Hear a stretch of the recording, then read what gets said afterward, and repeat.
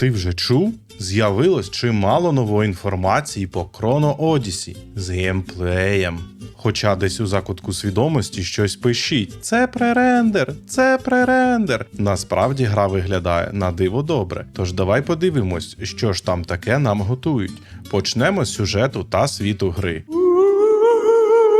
Сюжет Chrono Odyssey розгортається у світі під назвою Сетера чи Сетера. Це місце, де стикаються минуле й майбутнє. Закони реальності тут руйнуються. Боги, люди та загадкові створіння порожнечі вступають у конфлікт. У відсутності божественного порядку межі між вимірами зникають, виникають війни та масштабні вторгнення. Цей суцільний хаос, за словами розробників, і вирізняє цю гру серед інших ММО. Гравець постає у центрі цих подій, протистоїть могутнім ворогам і мандрує крізь час, аби змінити долю світу. Це не чергова одна банальна фентезійна кей-поп країна з ельфами і гоблінами. Натомість це похмурий, навіюючий тривогу світ, що поєднує страх і тривожне захоплення. Розробники надихалися космічним жахом, подібним до Prometheus, а також намагалися передати атмосферу неминучої загрози, що насувається на людство, як от навала зергів у StarCraft. Це також нагадує нещодавну адвенчуру Scorn, що пронизана роботами славетного Гігера, без впливу якого ми б не отримали всесвіт чужого. Світ Chrono Odyssey – це мікс реального і потойбічного. Тут є звичні природні локації, озера, ліси, гірські масиви, але серед них розташовані величезні, позасвітні утворення, що ламають логіку вщент. І хоча деякі структури здаватимуться знайомими, вони точно не людського походження. А перед тим, як рухатись далі, будь ласка, підпишись на канал, постав лайк та залиш будь-який коментар під цим відео. Це база для розвитку каналу, щоб і надалі постачати цікавий контент. Розвиватимемо український YouTube разом.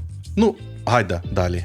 Розробники вперше показали, як виглядатиме екран вибору персонажа. Перший клас – Берсеркер, який спеціалізується на 3 типах зброї – ланцюгові клинки, парні сокири та бойова дворучна сокира. Потім демонструють клас Асасін, якому доступна шабля, наручні клинки та мушкет. Всього на релізі планується 6 класів – Swordsman, Берсеркер, Рейнджер, Асасін, Паладін та Сорсерер. Кожен має 3 види зброї, але на бета-тесті будуть доступні лише перші 3 класи. Як попаду на ЗБТ, то мабуть спробую Swordsman. А що обереш ти? Напиши у коментах. Тепер до найцікавішого – геймплейні механіки, системи та особливості. У назві гри є слово «Chrono», що походить від грецького слова «chronos» та означає «час». Тож не дивно, що переміщення між вимірами і зміни часу відіграють тут велику роль. Розробники кажуть, що багато хто не вірив, ніби можна впровадити маніпуляцію простором-часом у MMORPG. Але вони це зробили за допомогою системи під назвою Chronotector. Це фізичний предмет, який гравець отримує у грі. Продюсер розповідає, що вони хочуть дати гравцям змогу створювати власні історії через вибрані ними пригоди. На відміну від типових ММО з лінійним сюжетом, Chrono Odyssey дозволяє більше свободи. Хоч основний сюжет є, гравець сам обирає, як проходити гру.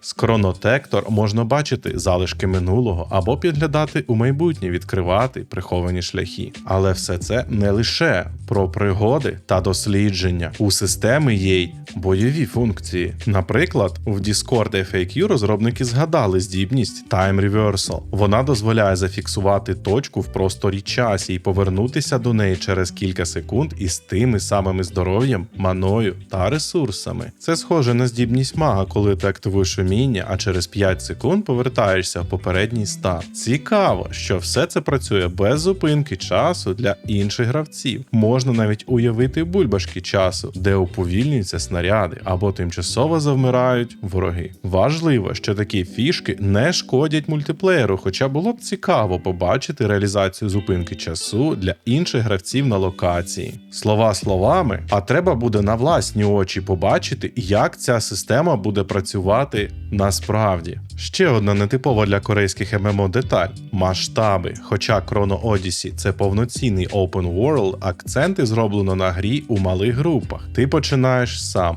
Далі вже обирай, чи продовжувати так, чи стати частиною паті. Навіть на максимальному рівні гравців заохочують залишатися в групах до 5. Тобто ніяких рейдів на 40 чи 100 людей. Хоча є боси, яких потрібно долати спільними зусиллями декількох груп. Розробники зазначають, що гра не орієнтується виключно на змагальні елементи. Вони хочуть, щоб гравці досліджували світ без екранів завантаження, мандрували лісами, рубали дерева, рибалили або збирались у групи, щоб битися з монстрами. У серці всього цього лежить Unreal Engine 5, тож за візуал перейматись не варто. Тепер про прокачку. Розробники кажуть, ми хотіли зробити прогрес прокачування не менш захопливим, ніж ендгейм. І я вважаю, це дуже правильний підхід, бо ендгейм – це зазвичай рутина, особливо в корейських ММО. А от подорож, відкриття світу, перші кроки, смішні та епічні моменти – це те, що залишається в пам'яті надовго. Chrono Odyssey не змушує гнатися за рівнем та статистикою. Натомість маєш дослідження, безшовний світ, збір ресурсів, кооперативні підземелля та світових босів. Немає єдиного шляху, як у багатьох ММО, де всі натирають ступні по однаковим стежкам. Тут можна прокачуватись і через сайт-квести, і через механіку Chronotector, яка відкриває приховані області, нові завдання та зони для прокачки. Цікаво, що можна досягти максимального рівня, просто збираючи ресурси і створюючи предмети. Розробники прямо сказали, ми зробили гру дружньою до гравців, які надають перевагу небойовій активності. І це круто. Багато шляхів до прогресу – це завжди добре. Також у грі мінімум підказок, тож може бути помірно хардкорний досвід, на відміну від того, що є у нас у World of Warcraft. На ЗБТ очікуються наступні елементи контенту. Chrono Gates – це бої 1 на 1 проти могутніх апостолів порожнечі. Тут важливо вивчити паттерни атак і реагувати стратегічно. Висока складність, висока нагорода. Дуже схоже на Souls за дизайном. Trials – однокористувацький режим, де ти піднімаєшся на вежу з головоломками, пастками, рандомізованою механікою та бойовими кімнатами. Кожен прохід – новий досвід, який покращує твої бойові навички. Expedition Dungeons – кооператив для 3 гравців. Кожен виконує унікальну роль і взаємодія – ключ до успіху. Region Bosses – це світові боси, яких треба здолати спільними зусиллями кількох груп, по 5 осіб у кожній. Великих рейдових груп немає, тож Voice вам у поміч. Labyrinth – це величезні, постійно мінливі лабіринти з головоломками, платформінгом і смертельними пастками. Якщо дійдеш до кінця, отримаєш чималі скарби. Time Portals – розкидані навколо портали, що переносять тебе у минулі версії локацій. Безтурботні поля можуть перетворитися на ворожі зони, заповнені порожнечею. Bounty Hunting – йдеш до дошки завдань, обираєш ціль, використовуєш Chronotector, щоб знайти її, прикінчити та отримати винагороду. Бойовка, класи та прокачка. Спочатку розробники планували класичну трійцю, але зрозуміли, що для їхньої гри краще підійдуть гібридні класи. Це зроблено через активну систему зміни зброї. Гравець може перемикатися між 2 типами зброї, що дає більше гнучкості в стилі гри. До того ж, навіть саппорти, такі як хілери чи танки, можуть ефективно грати соло. По презентованому геймплею це все дуже нагадує бойовку, як у New World. Рання частина гри містить боса, який демонструє важливість зміни зброї через досить довгі кулдауни на вміннях. Це змушує гравця мислити тактично та вчитися комбінувати. У кожної зброї свій стиль і пасивні бонуси, а вміння працюють по-різному, залежно від контексту. Тобто не треба сотень скілів, кожен має сценарій використання. Але не все залежить тільки від зброї, тож не нехтуй ухиленням від атак та використанням парирування. Про PvP згадали поспіхом. Замість стандартного аренного або масового PvP обіцяють щось унікальне. На відео був момент, де група гравців билася з босом, а потім прийшли інші гравці і почався заміс. Можливо, це PvPvE. Цікаво, чи зможемо ми в будь-який момент вмикати флаг. Також можна забути про величезні битви з сотнями учасників.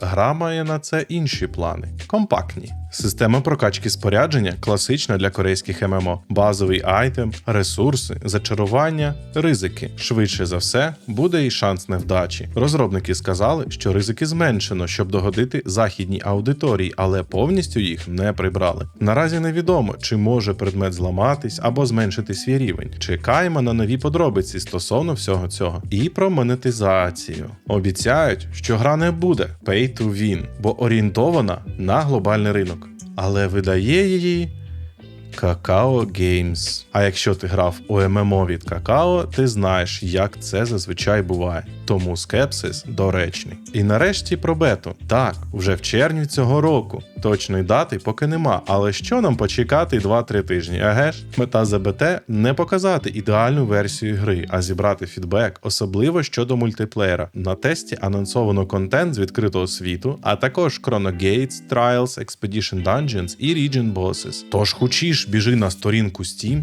та подавай свій запит на участь у бета-тесті. А якщо ти поважний стрімер, то можеш ще й на партнера подати заявочку через сайт Kakao Games. Словом, несподівано, але дуже приємно. Chrono Odyssey виглядає багатообіцяюче. Монетизація – питання відкрите, зважаючи на те, хто видає гру. Але головне, а чи буде цікаво грати? Скоро дізнаємось. А під відео є посилання на наше українське ком'юніті у Discord, мій Twitch канал та Telegram. До зустрічі у новому світі Сетера!